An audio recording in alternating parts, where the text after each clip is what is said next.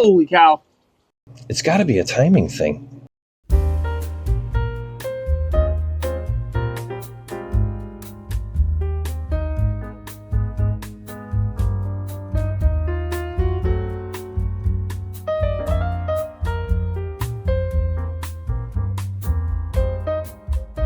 Welcome, half-ass viewers. If you're new here, thanks for joining. And if you're a returning viewer, thanks for coming back.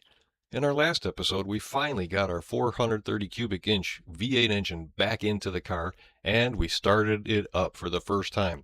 But during the break-in cycle, we saw some things that didn't quite make sense to us and had us a little bit concerned. And that's where we pick it up here, folks. Well, we got almost about 7 minutes into our first 10-minute break-in cycle. I got a little panicky. I saw the exhaust manifold starting to turn red. Had nightmares from our first 430 rebuild from many years ago where I must not have had it timed correctly. But I was checking the timing. It's at 14 degrees before top dead center at those RPMs. So maybe I should make it a little bit more advanced to keep the exhaust gases from getting so hot on the next run. But like an idiot, I checked the power steering fluid while it was running like a moron, topped it up, and then when we shut the engine off, we had a geyser and it went all over the place. I've never seen that happen before. So good job, Pops Racer. And it got all over this beautiful Bergman. So hopefully, I don't think power steering fluid is anything like brake fluid, but we want to make sure. So got all over the floor, got all over the other 455. But seems like we got it running. We're going to tweak the timing a little bit more and go for our second cycle after it cools down a bit. Now, the paint, as you can see, next to the exhaust manifolds is completely blistered and already looking like it's got 10,000 miles on it. So that didn't hold up all that well, even though it's supposed to be engine paint. But what are you going to do, right? What are you going to do? So we also have a couple of coolant leaks, it looks like. We're going to have to figure that out, where it's coming from, before we do our second cycle. But so far, so good. It runs. Seems that our analysis of the pushrod lengths is correct. The thrust end play isn't a factor yet. I think we're going to be okay.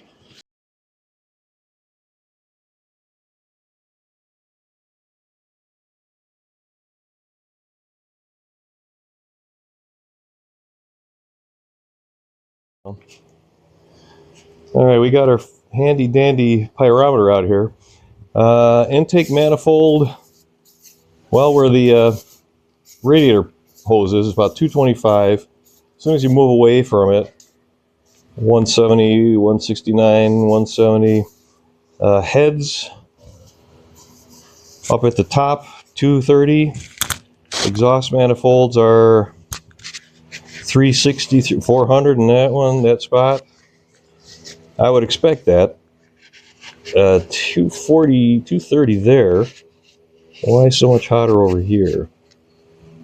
Don't understand that. But okay, let's see what the other side is.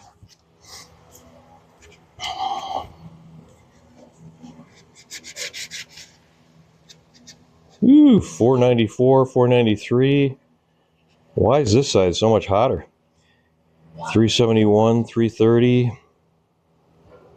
Up there, 120. That's weird. That's a very strange spread. Look at this one back here. It's almost 500 degrees back here.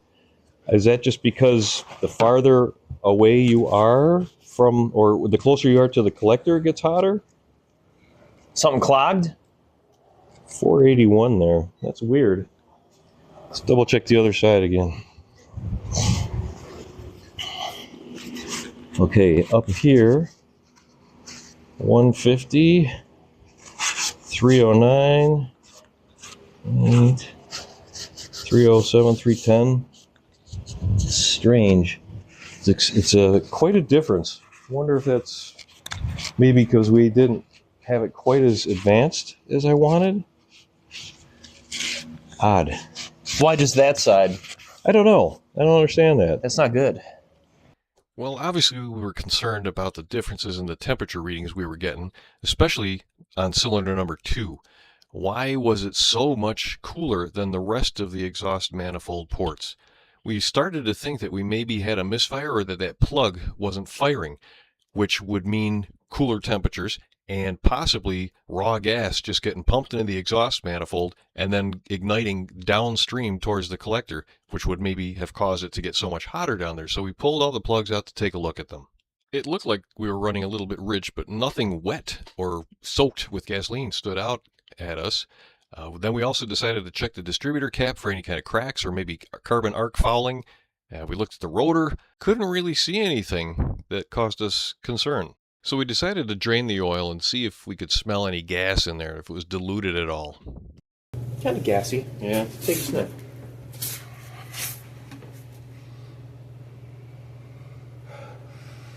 Yeah, it's hard to tell, but like you said, let's not take a chance. Here is, let's make sure, here's a magnet, and we're going to make sure there's no metal pieces on this before we put it in there. Yeah, it looks clean. Let's see if there's any kind of shavings in there.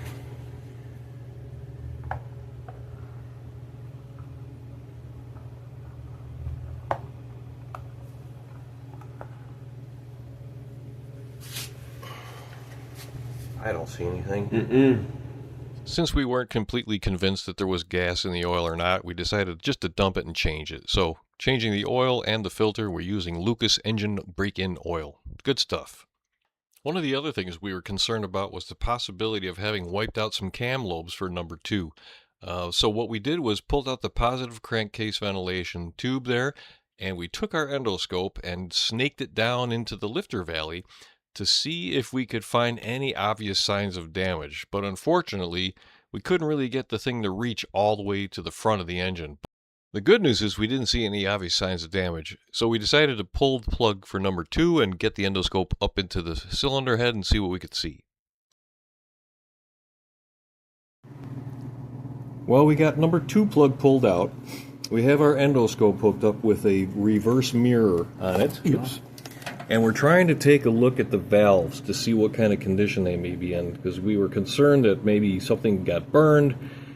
Granted, this image is not that great, but from what we can see here, that there and that there are the outer diameters of the valves. We think this is the exhaust, and we think that's the intake. We don't see any signs of damage, which is very good. Hard to tell though from this image. It's very blurry. Obviously, it's not a great image, but I would think that if there was some damage there, it would be pretty obvious. Those edges of those diameters still look pretty clean and crisp. I think we're okay there. But what we're going to do is rotate this engine so that number 2 is at top dead center compression, and we're going to pump a little compressed air in there, and we're going to listen at the carburetor, and we're going to listen at the exhaust. If we hear any kind of hissing, then we do have some sort of leak in the valves. So that'll be our next step. All right, so we got our compression tester thingy in there. Ready? Yeah. Okay, compressed air is hooked up. So what we're doing now is listening, but we're going to listen at the carburetor. Do you hear anything? I think I do. By using an adapter threaded into the spark plug hole, you can connect compressed air to the cylinder. With the cylinder at top dead center on the compression stroke and applying the compressed air, if you hear any hissing at the carburetor, that means you have some sort of an issue with the intake valve. It's not sealing correctly. If you hear hissing at the tailpipe, same goes true for the exhaust valve. It's not sealing correctly. Something is wrong. I do hear something. I don't hear it from there. Check the exhaust pipe. Nothing. Is it leaking from the hose, maybe? Sounds like it's in the engine. Oh. It got louder when you removed that. I hear it there, so that means it's getting past the rings. But the rings aren't completely seated yet. So we don't hear anything at the carburetor. There was nothing. Intake valve is sealing. Nothing from the exhaust. Exhaust valve is sealing. Hearing a little bit of leak here, so it's getting past the rings. But the rings are not seated yet. Okay. We still haven't broken the engine in completely. We're only on the second of 2 10-minute Second or runs. third. And we still obviously haven't gotten out on the road Under to load. under load seat the rings. So this could be completely normal. If I were to move the engine with that, we could hear it then when the valve starts opening. If I were to crank it more. If you were to crank it more and one or the other valve opened, you would hear it. Infrared pyrometers depend heavily on aiming technique and surface reflectivity. Because this specific model reads slightly high, you have to aim just below your target. We painted matte black circles onto the exhaust manifolds at each valve exit, creating a consistent surface that gives us much more reliable temperature readings, because the readings we saw from the earlier run just didn't make sense. Okay, last 10-minute break-in. All the plugs are back in. Plug wires are back on. We've confirmed the distributor's in the correct spot. We've painted black dots on heads and exhaust manifolds to counter any error in emissivity, I think is the right word, for our pyrometer. We're going to take some more measurements. Fan is ready to go. Carb should still be okay. Timing light is hooked up. I did not change the position of the distributor, but we're going to double check it. Make sure it's at 34 degrees, 2,500 RPM. I think we're good. Let me turn on the fan. Okay. I'm going to put my earplugs in just a sec. Fire extinguisher is ready. Timing light is hooked up. Can you give it a pump? Battery, hold on. Battery is connected. Okay. I'm going to pump it. Ignition on.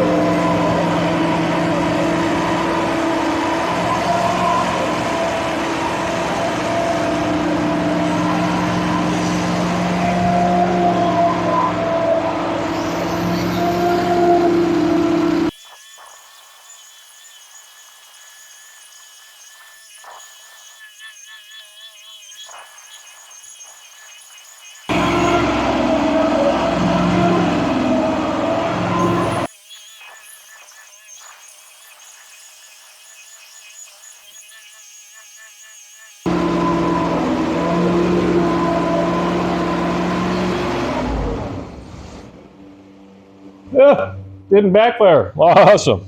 Well, there we go. All right. That's a success. Well, how are the temps?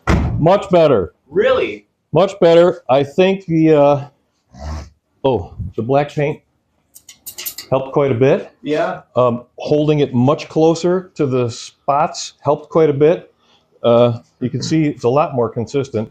It got hotter later. Well, but I think number one, it's just impossible to get a good angle on the pyrometer because of the way the compressor's in the way. oh, okay. Just can't get to it. So I think we might have been seeing some goofy temperatures because of that, and the fact that we had some reflectivity in the paint, and stuff. So with the black paint has really helped get accurate measurements.